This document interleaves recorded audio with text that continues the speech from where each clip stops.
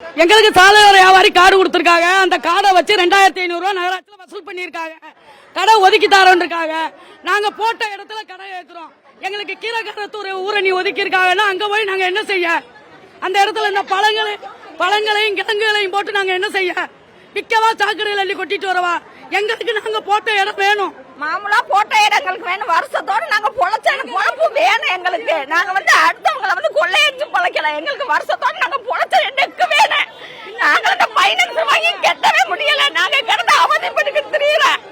2 நாள் நிம்மதியா கடை ஓட முடியல. கடை ஓட்டாலும் அள்ளிக்கிட்டு போறாங்க. இது தேவையா சார்? எங்களுக்கு நாங்க எப்போ மாமூலா போட்ட நெக்குள்ள வேணும். நாங்க வருஷத்தோட போட்ட நாங்க எங்களுக்கு விவரம் தெரிஞ்சதுல இருந்து இந்த நெக்கில போடுறோம் சார். பஸ் ஸ்டாண்ட் சின்னதா இருக்கும் போது கூட நாங்க இந்த நெக்கில இருந்து பொழப்பு வச்சு அத்தனை பேரும் புள்ள குட்டியா காப்பாத்தினோம். இப்ப என்ன பெரிய பஸ் ஸ்டாண்டா இருக்கு கிடக்கு வீதி நெட்ல. அதுல எங்களுக்கு கடை ஒதுக்கி கொடுத்தானோ சார். நாங்க யாரையும் போய் கெஞ்சிதான் கேட்கிறோம். எல்லா சார்களுக்கு எல்லாத்துக்கும் போய் மனு கொடுத்துட்டோம். எல்லாத்தையும் பார்த்துட்டோம். முனிசிபாலிட்டிக்கு போனா கலெக்டர் சார் போய் பார்த்தா எல்லாத்தையும் போய் பார்த்தா எங்களுக்கு இங்கனையே இடம் வேணும். இல்லாத நாங்க எல்லாரும் மொத்தமா இங்கனையே சாவா. காசை தலைக்கு வச்சு கட்டி படுக்கல. நான் 27 வருஷம் அதுல குத்தவச்சு. இன்னைக்கு எனக்கு 58 வயசு ஆகுது. 60 70 வயசு 60 வயசு ஆக போகுது.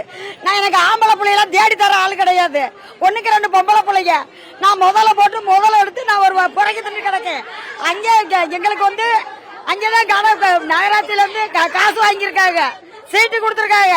எங்களுக்கு என்ன நகராட்சியில இருந்து இல்ல அரசாங்கத்துல இருந்து எங்களுக்கு என்ன சலுகை தந்துகிட்டு இருக்காங்க. நாங்க முதல்ல எடுத்துதான் நாங்க கஷ்டப்பட்டு கஞ்சி குடிக்கிறோம். எங்களுக்கு இதுக்கு விடுதலை வரலைன்னா நாங்க இருந்து என்ன பிரச்சனை சொல்லுங்க. இல்ல அரசாங்கம் ஏழை மக்கள் எல்லாம் வாழ விடக்கூடாது. அள்ளிட்டு போக சொல்லுங்க. எதையாச்சும் போய் மருந்து வாங்கி கொடுத்துட்டு சாக சொல்லுங்க. அரசாங்கம் சொல்றாங்களா? இல்ல கேக்குறேன்.